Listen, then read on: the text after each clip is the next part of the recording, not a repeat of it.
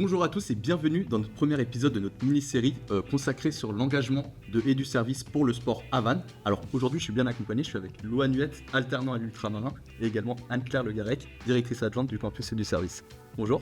Bonjour. Bonjour. Alors ensemble on va du coup aujourd'hui parler de qu'est-ce que l'Ultramarin déjà, le rappeler, et également du coup c'est de comprendre pourquoi Eduservice est du coup dans des initiatives sportives comme l'Ultramarin.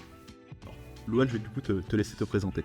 Alors moi je suis Louane Huette, donc en troisième année de B3 événementiel à Win Sport School. Je suis en alternance depuis un an à l'Ultramarin en tant que chargé de projet pôle sportif. Donc l'Ultramarin c'est quoi? C'est un ultra-trail de 175 km autour du col du Morbihan. Il y a aussi donc une marque nordique. Donc ça va être la 20e édition en 2025. Quelles sont les valeurs de l'Ultramarin? Sur les valeurs ultramarins, ça va être donc les valeurs du sport, donc le dépassement de soi, l'engagement aussi environnemental pour l'ultra-trail que on est implanté sur le territoire, et donc l'état des chemins est déterminant dans, on va dire, la durabilité de la pratique du trail, donc je mettrai ces deux valeurs. Et en termes d'histoire, l'Ultramarin, ça fait combien de temps que c'est à Vannes? Comment a évolué cet événement sportif? Il y a eu plusieurs évolutions majeures. Au début déjà l'Ultramarin, donc ça a été fondé par Bernard Landrin qui donc a fait le parcours à pied. La première édition, on va dire, c'était un peu non officiel, il a fait le parcours à pied. Et donc ensuite l'Ultramarin a été créé. Donc au début il y avait la grande distance pour le Grand Raid, le Tour du Golfe, qui partait donc d'Arzon et qui arrivait à Locmaria. Et donc ensuite, il y a plusieurs distances qui sont venues se greffer, il y a eu des départs à plusieurs endroits. Mais là, depuis quelques années, c'est stabilisé à Vannes, donc le départ et l'arrivée du Grand Raid sont à Vannes. L'arrivée de toutes les courses maintenant est à Vannes, il y a un village partenariat et la majorité des courses maintenant sont à Vannes. Donc on décline maintenant en 7 formats, avec l'arrivée du relais entreprise et du challenge entreprise pour l'édition 2025. Ok, très bien, merci beaucoup. Anne-Claire, du coup, sur un événement, on sait que Eduservice participe et soutient l'Ultramarin.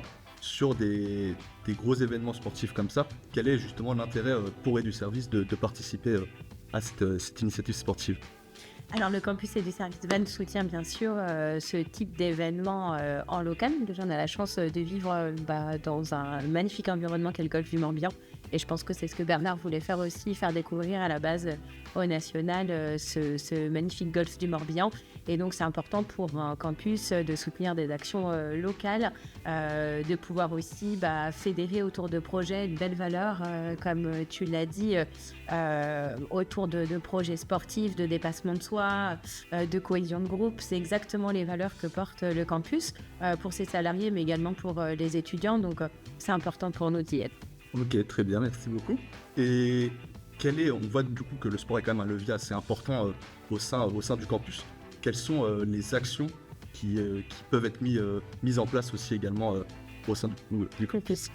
Du coup, c'est vrai qu'on va porter au niveau de nos collaborateurs. Donc, on a des groupes d'étudiants et des groupes de collaborateurs qui participent à la course, donc sur différents formats. Sur le Grand Raid, pour la première fois cette année, donc on va pouvoir avoir nos couleurs portées sur ces belles courses. Mais au-delà des moments sportifs sur le campus, il y a aussi des moments bien-être. Alors, on va proposer des choses complètement différentes. Il y a du yoga, on propose du renforcement musculaire, important, le yoga et le renforcement musculaire. Mais également, on fait venir un ostéopathe régulièrement avec qui on travaille.